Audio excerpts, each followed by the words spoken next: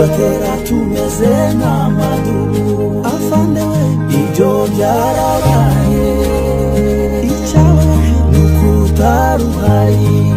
Umugoroba mwiza kuri mwese muteze amatwi radio na televiziyo Tuzarutsinda TV ndetse n'Indodo TVN. Turabasuhuje mwese aho muherereye ku migabane itandukanye y'isi.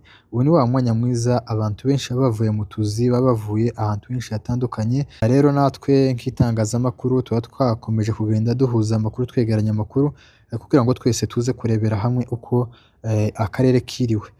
Tudatinze turaza kugaruka ku mirwano n'ubundi yiriwe muri Masisi. Amakuru yacu ya mu gitondo twabwiye yuko coalition ya leta ya Kinshasa baje kugaba ibitero biremereye ku ihuriro F23 bakomeje kugenda bahanganira mu burasirazuba bwa Kongo.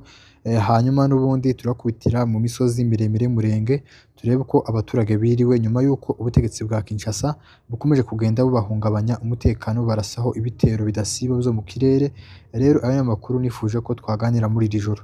Tudatinze reka tumaze duhere i Murenge mu gace ka Karingi tubabwira uko byifashe.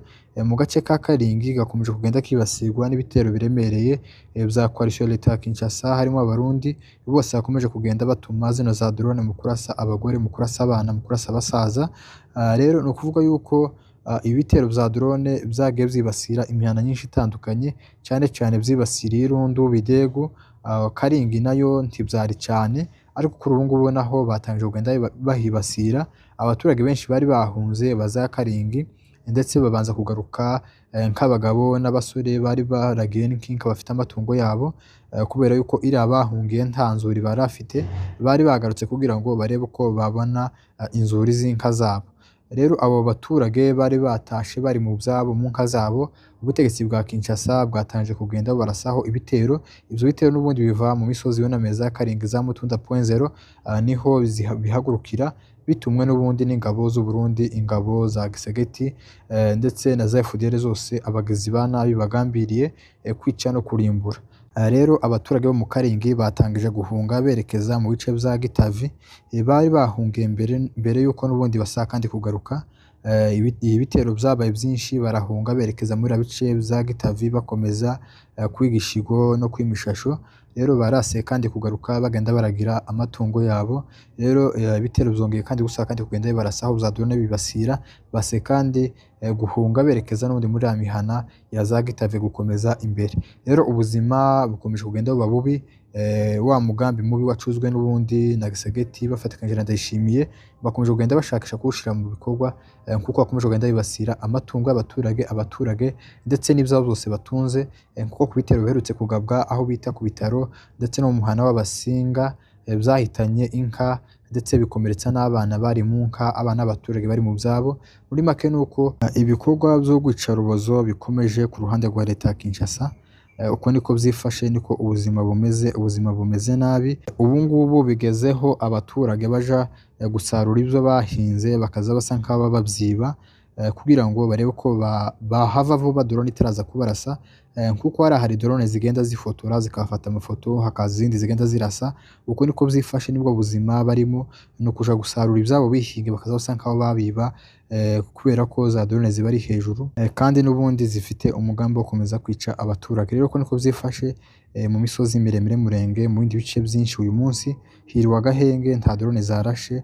Turabishimira Imana. Reka amakuru yacu tuyasimbukire mu ntara Kivu y'Amajyaruguru muri teritwari ya Masisi ndetse na Rubaya, aho ingabo za leta ya Kinshasa zari zagabye ibitero biremereye ku birindiro bya AFC/M23. Bagabye ibitero mu bice byinshi bitandukanye byegereye Rubaya, ahazwi Kasenyi, Kinigi, Cungi.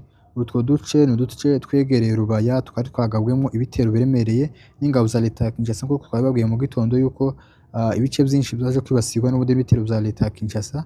Amakuru dufite yizewe aturuka aho ngaho hiriwe imigwano ikomeye. Ingabo zari zagabye ibitero harimo FDL, Wazalendo ndetse n'indi mitwe itandukanye ikorera muri Noro. Iyo yose yaje gusubizwa inyuma n'ihuriro AFC/M23 rigwanya ubutegetsi bwa leta ya Kinshasa, kandi amakuru yemeza yuko haje gutakara ingabo nyinshi zo ku ruhande rwagabye ibitero mu bice byinshi bitandukanye bagaba n'ubundi ku ihuriro AFC/M23. AFC/M23 mu buhanga bukomeye baje gusubizayo no coalition leta ya Kinshasa, bari baje bafite ubwinshi bagambye n'ubundi kugira ibice bakwigarura ibice bafata. ariko siko byaje kugenda. Iri huriro FC23 ryaje kubasubiza inyuma mu duce twa Kasenyi, Kinigi, Cungi. Utwo nitwo duce twari twagabwemo ibitero biremereye n'ubundi na coalition ya leta ya Kinshasa.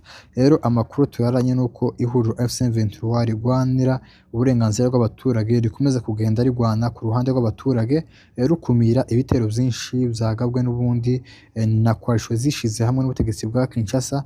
Bakomeje kugenda babera amaso abaturage, bagwandira abaturage mu gihe bari mu kaga gakomeye, mu gihe bashoboye intambara ziremereye, mu gihe ibikorwa bigayitse, ibikorwa by'urugomo, ibikorwa by'ubwicanyi bya leta ya Kinshasa bikomeje kugenda bibugariza.